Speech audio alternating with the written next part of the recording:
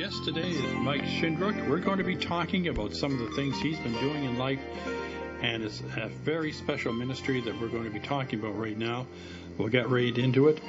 Welcome to the program, Mike. Thank you very much. I'm really glad to be here today.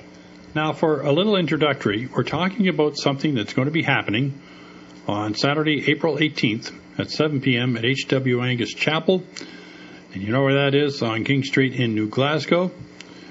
The admission for this is $5, but he's going to tell us more about it. So, what are we going to see there? Because we're talking about an evening of music and more than that. So, what's happening there, Mike? Well, I've invited some of my friends that are also musicians from the local area to come and join me for an evening of music. It's going to be a mixture of gospel, some folk, some country, whatever, anything that brings a message. And it is an invitation for the public to come out and spend a couple of hours enjoying some music. It's been a long winter, as we all been talking about every day. Spring is a time to come out, get out of the house, and enjoy some music.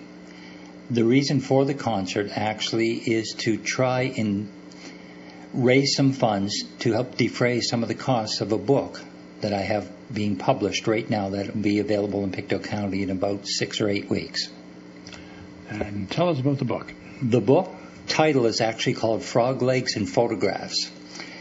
And what it actually is a book of encouragement in the Lord, actually, where I see God's presence. I feel His presence. I see evidence of Him around me every day, and I want to bring that to people so they can enjoy that same feeling. And it's an encouragement because Jesus encourages us.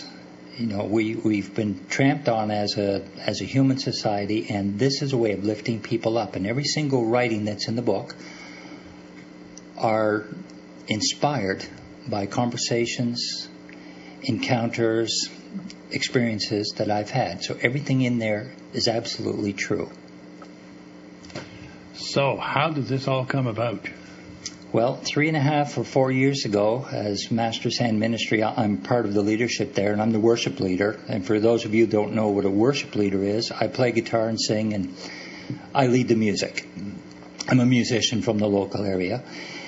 And we started meeting at the Holiday Inn Express about 4 years ago, and we needed to tell people that we were meeting.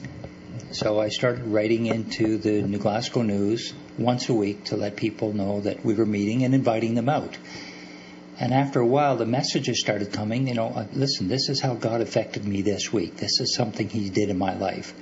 I want to share that with you as an encouragement. Come out. And as I went along, a very good friend of mine who is now my pastor, which is Caroline Barclay, she said, you know what, you should put those into a book. And she said, I've even got a title for it. She says, Got a Minute? And I said, well, why? She says, well, it only takes a minute to read one of these things. Well, I thought about that, and I said, really? No, I can't. I'm not the type of person to write a book. But Caroline doesn't take no for an answer. A no to her is a delayed yes. Anyway, I kept all of my writings. And at the beginning of October of last year, I contacted a Christian publishing company in Indiana called Westbow Publications. And we've been communicating every few days since then.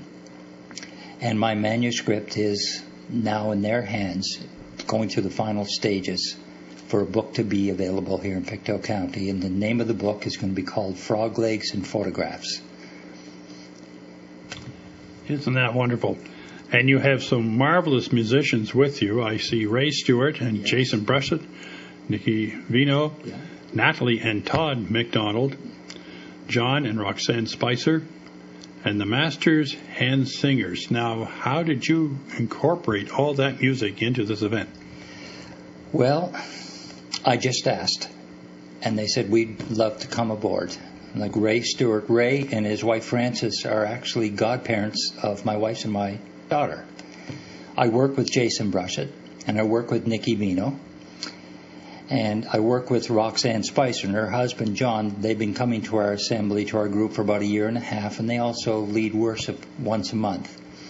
And of course, the Master's Hand Singers, I'm one of 6 involved with that group, and we lead worship at our services, and once a month we go to Shiretown to visit the residents down there. We've made some wonderful friends there. And we've done a few sing-outs in other places too, and people like to come out and hear what we have to do. So I put all of this together, and Todd and Natalie McDonald. Todd is the lead pastor for Shoreline Gathering Point, and we go there for church service at their home on Sunday mornings. And all of these folks are wonderful, wonderful singers, and they all just were so willing to come on board and spend a couple of hours to help me do this. And that is a true testimony for friendship right there. Now, how did it come to the title, and how did it resonate with you, the title, Frogs, Legs, and Photographs? Well, Frog Legs and Photographs. There was a gentleman that came to our service for a couple of years, and he was a wonderful man. He was actually one of the top paramedics here in the mid-'90s, and his name was Bill Martin. He was a wonderful man. He was so shy. When we first started coming to our services, he would look at the floor. He wouldn't even look at your face. And anyway, about 3 years ago, my daughter was visiting from Calgary, and we took him out to a local restaurant, and he turned 64 on the 4th of July. And we said, Bill, why don't you try something different? And he said, well, I'm not sure about that, because he was a conservative type of individual. And my daughter said, well, Bill, why don't we try some frog legs? And he said, well, okay. He relented. So the frog legs were presented on the table, and he looked at them over his glasses, and he didn't know what to think. And anyway, he was a good sport, so he picked them up and he tried them. And the frog legs represent things that are way out of our comfort zone that we would try in our life, whether it be something new, a new song, a new dish of food or anything like that. And the photographs, Bill was a prolific photographer. He was beautiful at that. And for a few gatherings, I would follow him around and take photographs of him photographing other things. He came to the Lord about a year and a half before Bill passed away. He passed away in 2013. And I wanted to see what Bill was looking at, how God was presenting the world to him through his camera lens. And I thought, you know what, this is a great title, Frog Legs and Photographs. Frog legs are things that take you out of your comfort zone, and the photographs are my experiences and how God reveals himself to me every week. And I see those as a little snapshot in time. This is what he did for me, and this is what he can do for you. He's ever present, regardless of your situation. Hence the term Frog Legs and Photographs. Now, you have passages here in front of us. I do. That we can share. So would you like to share some of that? I could do that. It won't take me long to read one, less than a minute. And I'm just going to choose one.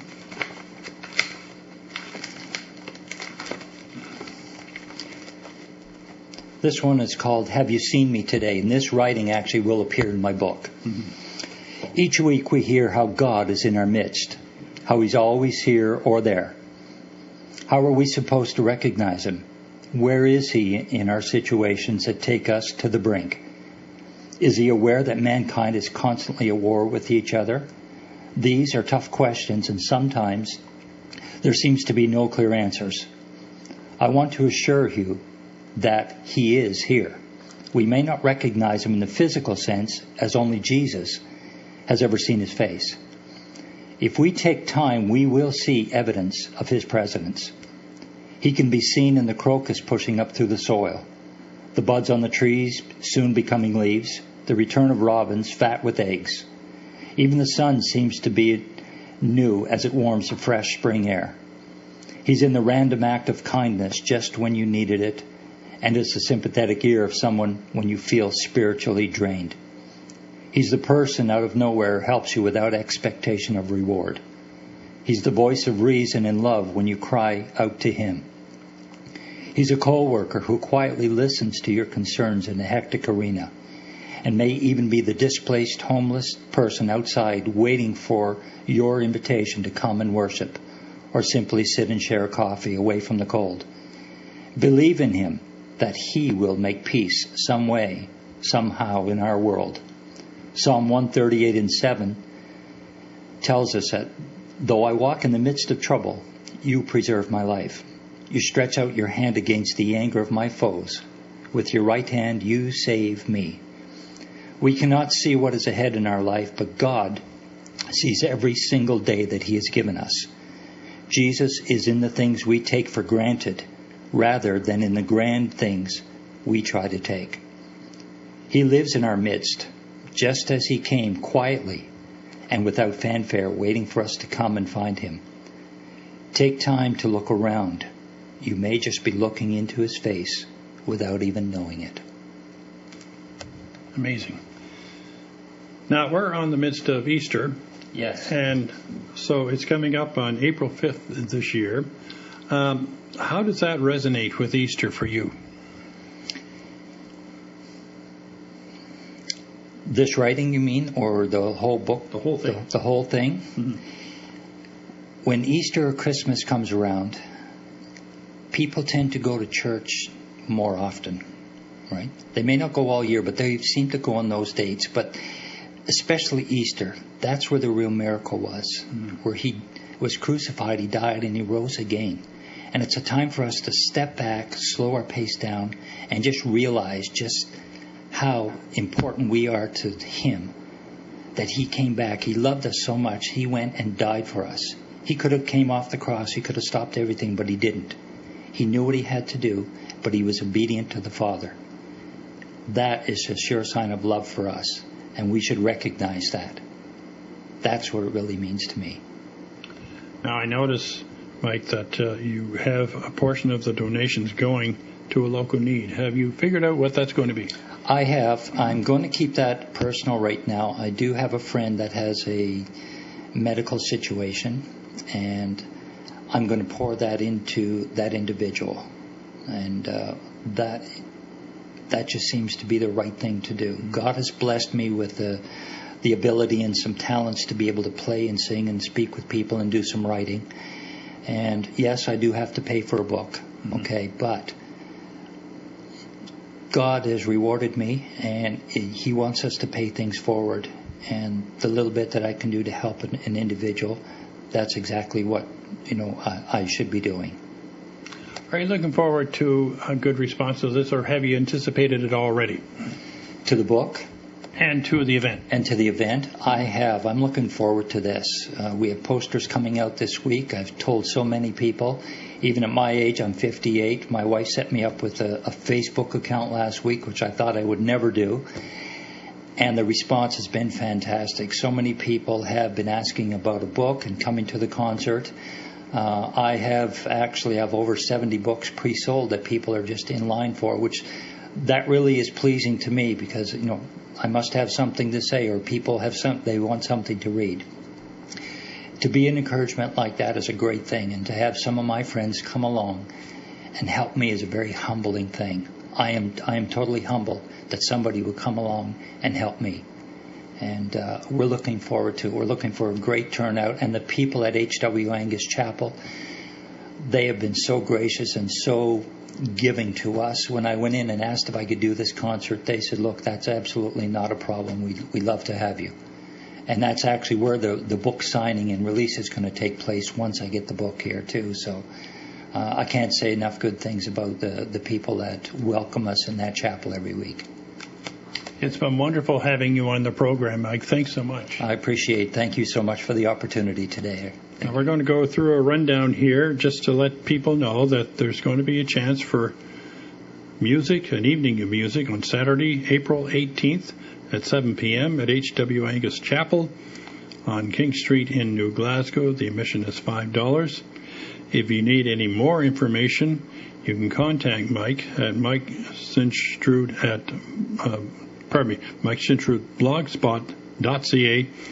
or by phone at 902-922-3431.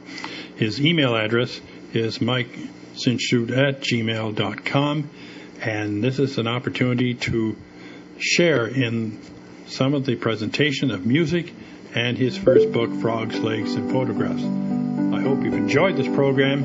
Until next time, this is Steve Goodwin for Church Alive in East Coast FM.